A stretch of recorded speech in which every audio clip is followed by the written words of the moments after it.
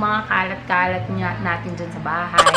Wala tayong mapaglagyan. So, ang gagawin natin, Susukot na lang natin siya sa mga drawer. kahit kung ano makita natin pwede paglagyan, shot na lang natin. Good thing meron akong mga drawer, hindi good thing. Mga container, ang ingay. Ang ingay. Hey guys, this is M. And today, pag-uusapan natin yung mga kalat natin sa bahay na lagi na lang nating sinusukot, mga sinushoot-shoot natin sa mga drawer. Kung ano makita natin drawer, sige, suksok doon, ganyan. Kasi for sure, marami tayong kalat na hindi natin alam kung saan nilalagay. Kasi pwedeng yung bagay na yon wala naman talaga siyang home, kumbaga wala naman talaga siyang designated na lugar na paglalagyan natin. Kaya, nilalagay natin siya kung saan-saan. Now, I have 5 steps on how we can organize yung mga junk drawers natin. Yung mga drawer natin na kung ano-ano lang yung mga laman. Ako kasi, depende kasi yan sa atin eh. Yung iba, gusto nila, kung pag inorganize nila, yung talagang sobrang ganda ng itsura, ganyan. Sa akin, it's more of the function nung drawer na yon. So, dapat madali siyang makita, madali mo ma-access yung mga kailangan mo. So, first step is to remove all the stuff in your drawer. Tanggalin mo lahat ng laman ng drawer mo para rin malinis mo. Malinis mo yung drawer, ganyan. Tapos, make sure na isort mo yung items. Like, kung ano ba yun, trash, maglagay ka ng trash bin, meron bang mga ipapamigay, pang-donate, ganyan. Tsaka yung mga kailangan mo talagang ibabalik mo rin dun sa drawer. Step number 2, ngayon na alam mo na kung ano yung mga kailangan mo at hindi naman siya trash, na yung mga ibabalik mo na talaga sa drawer. Next step mong gagawin is to assess those items. Make sure na pagsama-samahin mo yung magkakapareho. So, for example, like for me, yung mga batteries, pagsasama-samahin ko yan. Yung mga tools, pagsama-samahin nyo yan, ganyan. Para pag inorganize nyo siya, nasa isang lugar lang siya, nasa isang container lang siya. Mas madali mo siyang ma-access, and if in case na nag-ikot ka sa bahay, and then nakita mo na, uy, meron pa ulit akong nakita dito sa kabilang room or sa ibang lugar ng bahay mo na para dapat dun sa tools, let's say, madali mo siya dong mailalagay. Mas madali mo siyang ma-organize. Ngayon, darating na sa point ng time na yung bahay mo, dahil nga sinort mo na sila, lahat na ng like items, lahat na ng magkakapareho, is nasa isang lugar na sila. So, hindi ka mahihirapang maghanap in case na kailangan mo in the future. Number 3 is to assess your space. So, tignan mo ngayon yung drawer mo. I-check mo siya. Gaano ba siya kalaki? And based dun sa number 2 kanina, na items mo na ibabalik mo dun sa drawer, gaano ba karaming segregation or gaano ba karaming dividers ang kailangan mo para dun sa specific drawer na yon. Like for my case, meron na akong, naglagay na ako ng mga parang, yung shoe boxes lang. Naglagay na ako ng ganun before.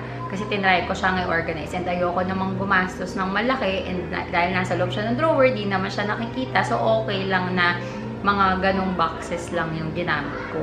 Kasi, ang importante sa akin, sabi ko nga kanina, is yung function niya. It's not really the aesthetics, hindi naman yung itsura niya, dahil nasa loob naman siya ng drawer. Diba? Kailangan mong tignan yung space, gaano ba kadami ang kailangan mo na box, gaano ba kalalaki yung mga kailangan mo na container, ganyan. And then, dun ka na ngayon maghahanap ng mga gagamitin mong pang-organize.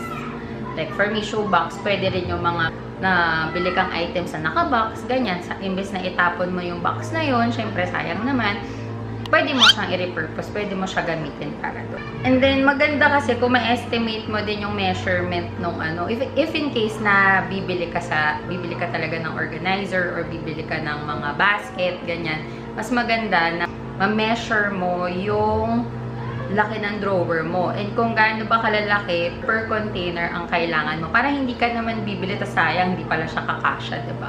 So, make sure makuha mo yung measurement plus na masasara mo yung drawer. Kasi minsan, parang yung case ko kanina na medyo mataas yung container. So, mahirap siyang isara.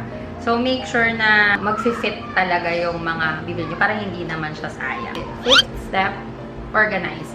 So, lagay mo na lahat ng items mo doon sa containers na nabili nyo or containers na nirepurpose nyo. And then, organize mo lang siya ng maayos. Tapos, i-fit mo siya doon sa drawer. Tapos, okay na. That's it. Done na.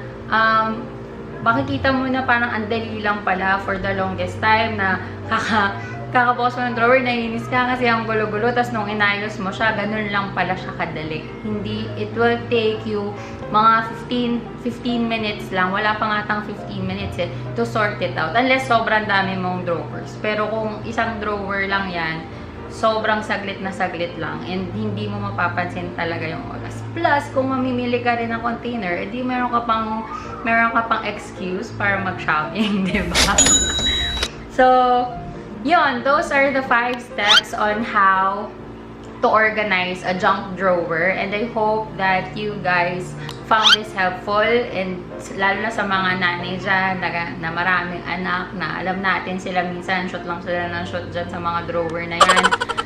I hope you liked it. I hope you enjoyed this video. And if you want more like this, comment down below. Let me know if you have other suggestions or if kung meron din kayong mga payo kung paano ba aayusin yung mga ganyang mga kalat. That's all for now. Thank you so much for watching. Like and subscribe. Enjoy your day. God bless. Bye. Ayan. So, ito mga silica gel, mga wires, mga adapter. Tapos, dito, batteries. Dito, tools. So, mga screwdriver, ganyan. Ito, yung para sa mga wire. And then, dito naman is, ito na-organize ko na to before eh. Mga, ng camera yan eh. Mga accessories. So, ng mga action cam. So, dyan na muna siya kasi hindi ko naman siya ginagamit. So, yan muna ito kay Poito eh. So, may space pa. Pero, so far, okay na yan. Wala akong biniling kahit anong organizer. So, boxes lang talaga siya ng sapatos. Ito, box to ng Innisfree na nakuha ko yung mga pang skincare. And then, ito, syempre, box ng ice cream.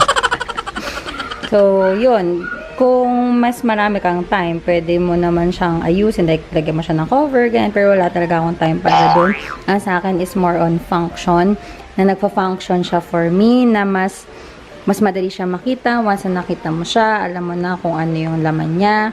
Kahit hindi ko siya lagyan ng label, more or less, magigets mo na yung laman niya. Kasi, usually ako lang naman din ang gumagalaw nito or si Poy.